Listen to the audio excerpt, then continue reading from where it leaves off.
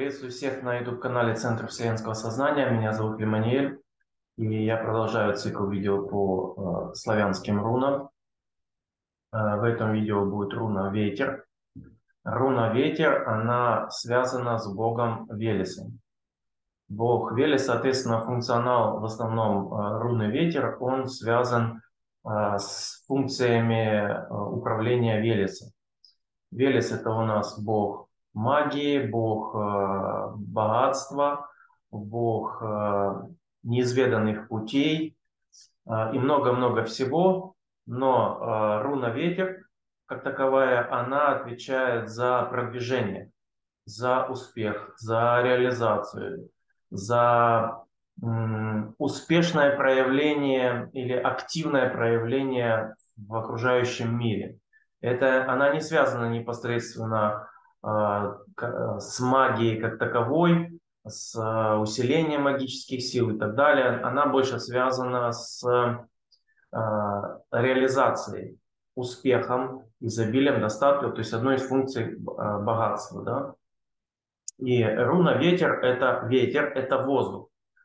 Руна ветер, она как поток ветра выносит человека туда, куда он даже не ожидал. То есть у человека есть запрос, например, он не может выйти из тупика, выйти из какой-то застоявшейся ситуации. И руна ветер, при активации руна ветра, человека начинает поднимать ветер, ураган, который выносит его, вырывает из того места, где он есть, выносит его на новое место, которое ему приносит те цели, те желания, которые он хотел. То есть у нас есть руна радуга, наподобие такого же функционала, а руна ветер, она более мощная, более экстремальная, тоже действует. Дальше, руна ветер может еще помочь при ситуации, когда вы не знаете, что делать, и доверяетесь Богу Велесу, как Богу мудрости, всезнания и так далее. И вам или приходит информация, либо вас сводят с человеком, который вам подскажет, поможет. То есть ситуация начинает так складываться, что вы неизведанным путем вас выводит. Ну вот как-то так. Поэтому, ну и еще в других разных аспектах тоже используется. Если вы используете в социальной сфере, то это вот этого, да. Если вы используете, например, в магических целях, то, например, какая-то руническая формула или став, и руна ветер придает силы, мощи этому ставу или рунической формуле. Если вы энергетические практики используете, то энергетические практики становятся более мощные, активные и так далее. То есть туда, куда вы приложите эту руну, там она будет усиливать активность процессов, бурление, ветер создавать. Как активировать так же самое, вот сейчас я активирую трехлепестковое пламя, и можете еще подуть, то есть руну нарисовать, да, активировать и дунуть на нее, да.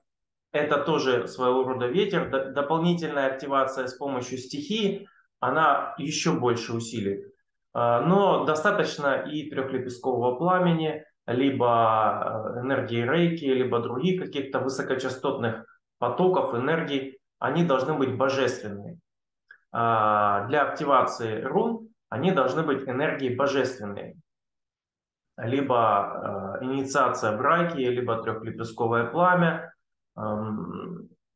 Что у вас как бы имеется в ассортименте, да? Поэтому я сейчас активирую руну, а вы пробуйте и пишите в комментариях, как она на вас подействовала и какие результаты пошли, какие реакции пошли и так далее. Жду комментарии ваши. Поехали.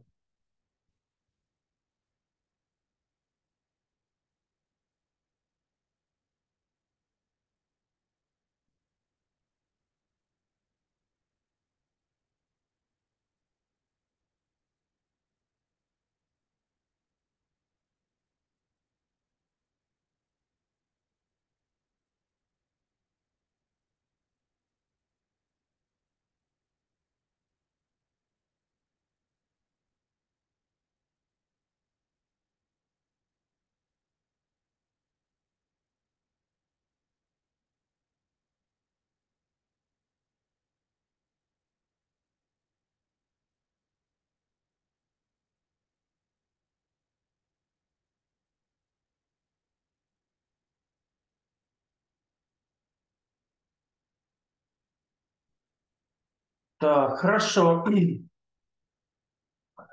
Активировалась. Наблюдайте за ощущениями и смотрите в процессе, в прогрессии, как оно разворачивается.